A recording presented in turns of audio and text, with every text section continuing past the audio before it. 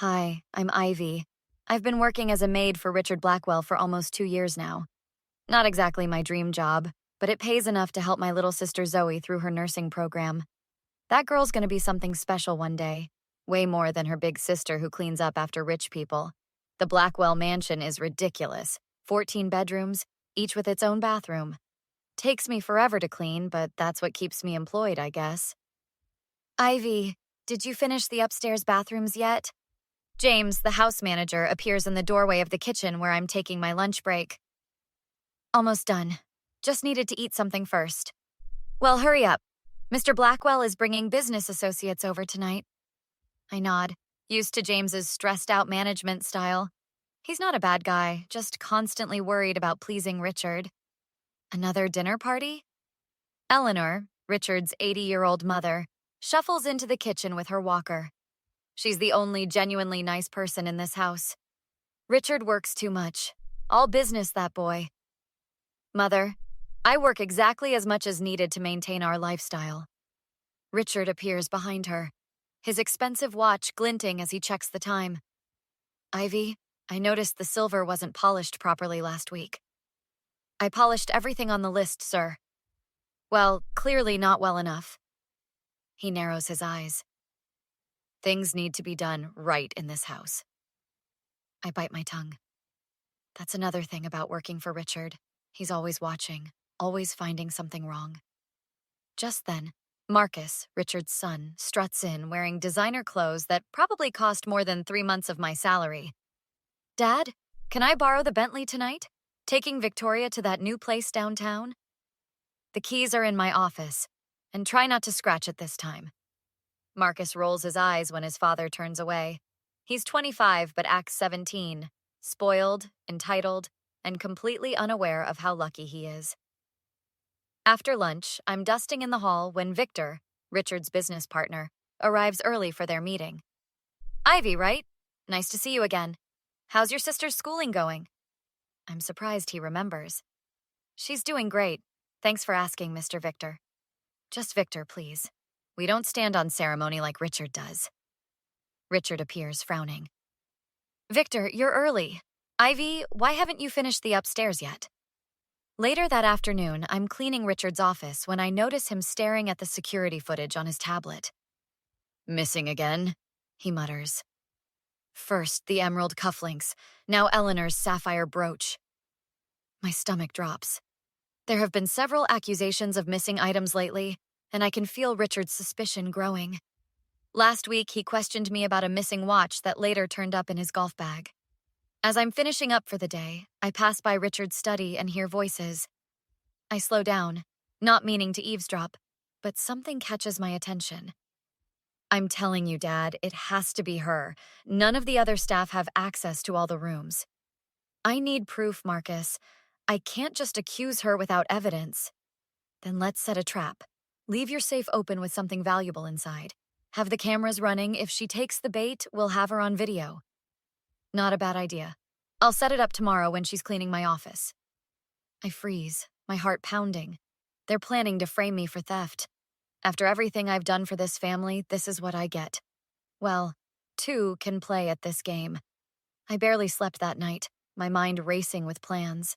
The next morning, I headed to work with my phone fully charged and tucked securely in my uniform pocket. When I got to Richard's office to clean, I noticed right away something was different. His massive wall safe, usually locked tight behind a painting, was wide open. Inside, stacks of cash and several jewelry boxes were clearly visible, practically glowing under the recessed lighting. Really subtle, Richard, I muttered to myself, dusting around the safe without looking directly at it. As I worked, Marcus walked by the office door 3 times in 30 minutes. Each time, he'd glance in casually, then walk away. After the third pass, Richard himself appeared, leaning against the doorframe. Everything going okay in here, Ivy? Yes, sir. Almost finished. Take your time. Be thorough. He smiled, but it didn't reach his eyes, especially around my desk. After he left, I continued cleaning, pretending not to notice the safe or the small red light of a camera blinking from the bookshelf across the room. Later, while I was polishing the banister, Eleanor approached me, her walker making a soft thud with each step. Ivy, dear, could you help me to the garden? These old bones need some sunshine. Outside, Eleanor made sure we were alone before speaking. I need to warn you, Richard has done this before, setting up loyal employees to take a fall. What do you mean? 3 housekeepers in 5 years, all accused of stealing. Once Richard gets it in his head someone's dishonest, he creates situations to prove himself right. But why would he do that? My son. Eleanor sighed. He learned from his father that trust is weakness, and sometimes when business problems arise, he looks for scapegoats. That afternoon, I cornered James in the laundry room. I need to know what happened to the last maid. James looked around nervously. Maria, she supposedly stole Mrs. Blackwell's diamond earrings. Police came and everything. Did she do it? Between us? No way. Maria had worked here for 7 years, but after Richard had that tax audit, James lowered his voice. Things go missing when Richard needs them to. And nobody questions it. You try going against a billionaire. Maria couldn't even get another job in this city after he was done with her. Later, while changing towels in the guest bathroom, I spotted it. A tiny camera hidden in the air vent. Once I knew what to look for, I found them everywhere. Behind picture frames, in plant pots, even in the hallway smoke detectors. That evening, I returned to Richard's office to vacuum. The safe was still open. Listening carefully for footsteps, I approached it cautiously. Beyond the cash and jewelry, I noticed a folder labeled Offshore Holdings, Confidential. Curiosity got the better of me. I glanced at the door, then quickly flipped through the documents. Bank statements from the Cayman Islands, wire transfers to numbered accounts, and a list of employees, including Maria and 2 other former maids, with notes about liability payments and insurance claims. My hands trembled as I snapped photos of each page with my phone. This wasn't just about catching a thief. These were records of Richard systematically framing his employees to cover financial crimes. The last document made my blood run cold. A draft letter dated for next week, detailing my termination for theft and the filing of insurance claims for items I'd supposedly stolen.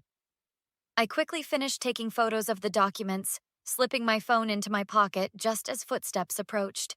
Find anything interesting in my office, Ivy? Richard asked from the doorway. Just finishing the vacuuming, sir. After my shift, I called my friend Tara, who works as a paralegal. These documents are serious. Meet me tonight? At the coffee shop, Tara examined the photos on my phone. This is insurance fraud, tax evasion, and false accusations against employees. He's been setting people up for years. What should I do? Find these people, get their stories, start with Maria Lopez.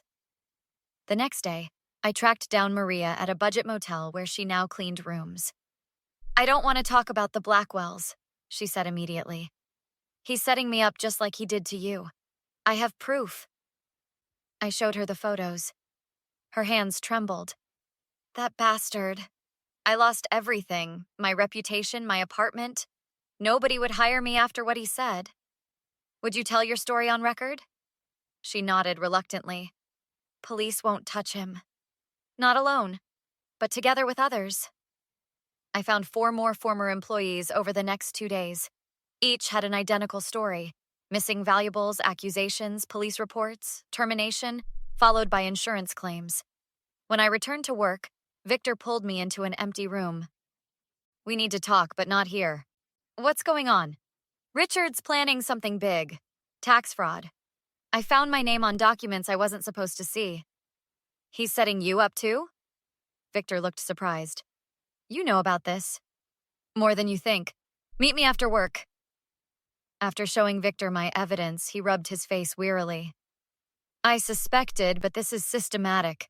He's been doing this for years. Will you help me? Your testimony would carry weight.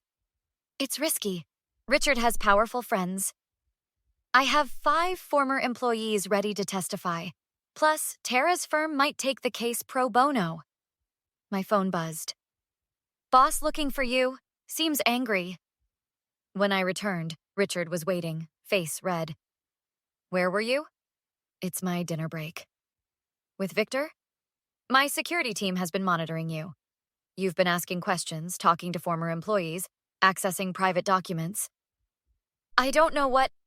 Save it! I know you were in my safe. The cameras caught everything. Did they catch you leaving it open on purpose? Setting me up like Maria and the others? His eyes widened slightly. You're in dangerous territory. So are you. You have no idea who you're dealing with. I called the police. They're on their way now. Theft, industrial espionage, trespassing, take your pick. I never took anything from your safe. The cameras say otherwise. And who will they believe? The billionaire businessman or the maid? I don't have a record. Richard smiled coldly. You will after tonight. You really think I came unprepared? I pulled out my phone. While you were setting me up, I was building a case against you. Richard's smug expression faltered as Tara walked in with a man in a suit. Mr. Blackwell, I'm Detective Reynolds.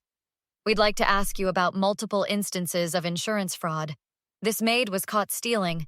I never touched anything in your safe, but I did photograph everything, including documents showing how you framed employees for theft to file fraudulent insurance claims. The front door opened again. Maria walked in with the other former employees. They'll believe all of us, Maria said, all with the same story about how you set us up. You planned this, Richard sputtered. Don't forget about me, son. Eleanor appeared, leaning on her walker. I've watched you follow your father's crooked path for too long. Mother, stay out of this. I've stayed quiet while you ruined innocent people's lives. Not anymore. She turned to the detective.